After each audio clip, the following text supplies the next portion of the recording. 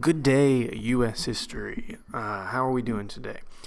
I've gotten a lot of emails from you guys so far about the packet work that's been assigned. I know there have been physical packets handed out, and there has been some confusion about what the work is for U.S. history. I'm going to show you the corrected packet because there is a mistake on the physical packet, and how to get there. So if you go open up your internet, whatever you're using, I've got Chrome here. You go to the cocisd.org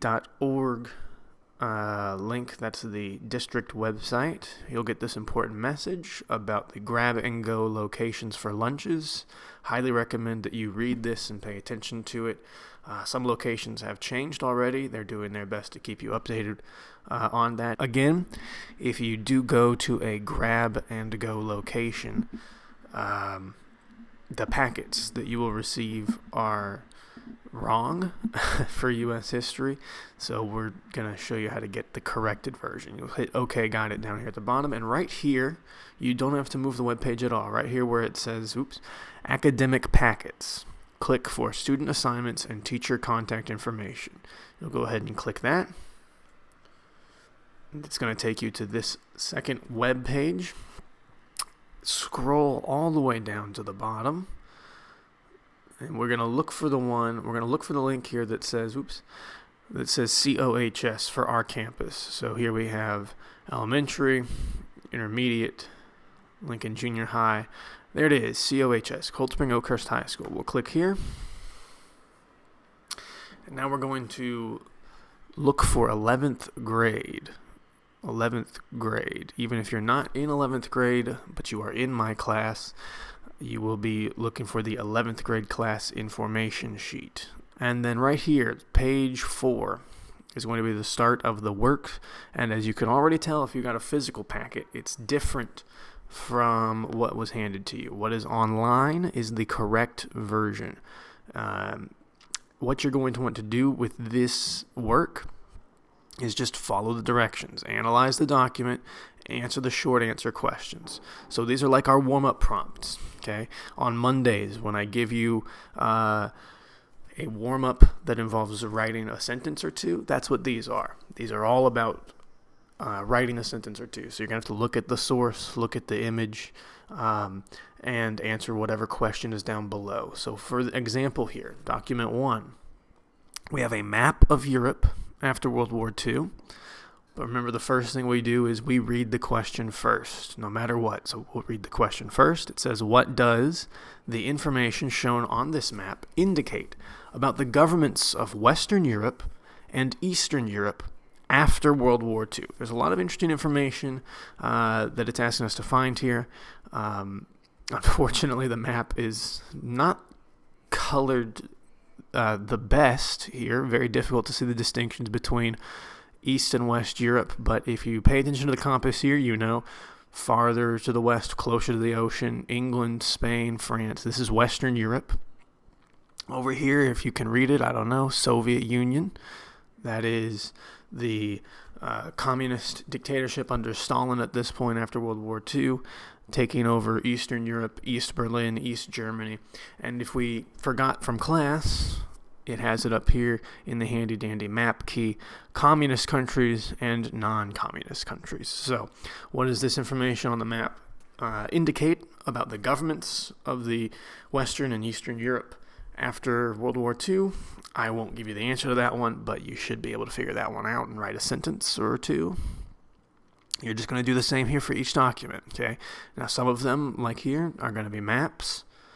Some are going to be, just like our STAR test questions, paragraphs. So you'll have to read the question first, based on these broadcasts from Free Radio Rakosi and Free Radio Petofi. I'm sure I butchered those pronunciations. State 2 reasons the Hungarian people were asking for help in 1956. So remember, before spring break and before the outbreak, we were covering the early Cold War and the Civil Rights Movement.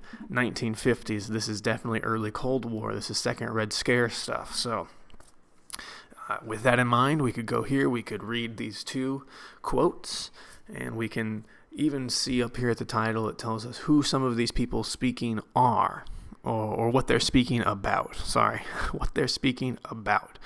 The Hungarian leader was forced out of office by the Soviet communist government, and the people of Hungary started to protest. Okay, so the Soviets started telling Hungary how they were supposed to function and operate, and the people did not like it. That's my guess. If we read this a couple of excerpts here, we can confirm that or not. And then based off of the broadcasts, we'll have to answer these short questions. State 2 reasons the people were asking for help. I'm going to assume those 2 reasons are somewhere in here. Good luck finding those. It shouldn't be too difficult, but now you know what to do. Same thing down here. Read the question first, see what it's asking us to do. Based on another broadcast from Radio Moscow. Okay, Radio Moscow. State 1 result of the Hungarian Revolution. So if we were looking for cause and effect here, this one's definitely going to be effect. One result of the Hungarian Revolution. So up here at the top, document 2A. Okay, document 2A, we have the people of Hungary protesting Soviet action in Hungary during the 50s. And then down here, Radio Moscow. That's going to be in the Soviet Union. It's going to be the capital of Russia, the capital of the Soviet Union. So we're going to have the Soviet perspective of this Hungarian protest, one result of it. I'm going to take a guess here and say it's probably not a good result for the Hungarian people. Document 3, map of Berlin, picture of Berlin. Pay attention to the dates here. We have after World War II, so that's going to be sometime in the 40s. I won't tell you when. You should somewhat remember, or be able to Google, because we're distance learning now. And Berlin, 1961, so good couple of years later, some stuff has happened. We should remember that from class. If not, you might be able to just take a good guess here based off what it's asking you to do here. One way the Cold War affected the city of Berlin. Again, effect. We're looking for effect. Document 4 is another quote with a question asking about India's foreign policy. This one's not a cause or effect. This one's just basically asking you, hey, did you read? Did you read it? Did you find out what India's foreign policy is? Okay, so there's going to be a quote from their prime minister. You're going to have to basically summarize in a sentence or two, maybe just even one with this space, summarize what their foreign policy was in 1956. Document 5, again, a quote. Looks like we're looking for 2 separate things here. 6 maps. These are pretty interesting maps here. We have a map of Korea and a map of Vietnam. Interesting stuff there. Document 7, U.S. blockade of Cuba and some quotes.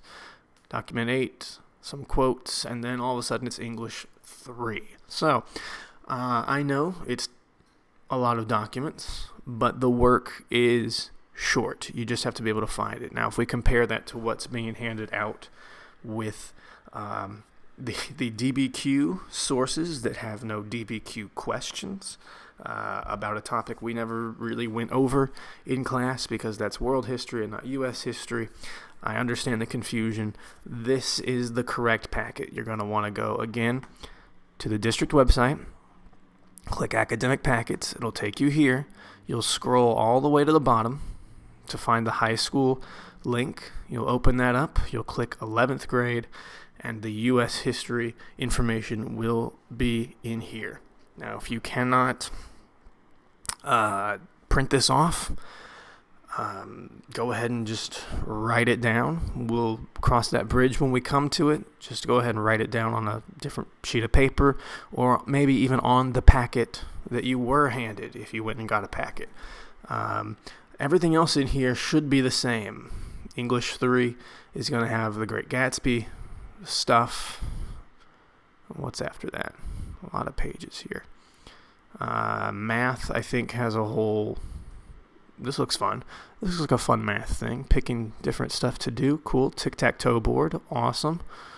And then I guess this is biology with Ebola. Very timely. Very timely. Yeah, so it looks like you got a fun packet of work to do for these next 2 weeks. Do not be afraid to reach out to me with any questions or concerns that you have.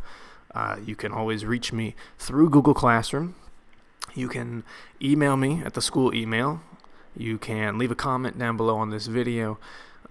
Find my teacher Twitter and shoot me a tweet or whatever. However you want to get in contact, make it happen. I will respond. Basically all day, every day. I'm sitting at home doing distance teaching. So basically means I'm bored waiting for you guys to reach out with questions. So let me have those questions. Let me know that you're washing your hands too. Stay safe out there. And I'll see you next time. I'll see you guys eventually. Stay safe.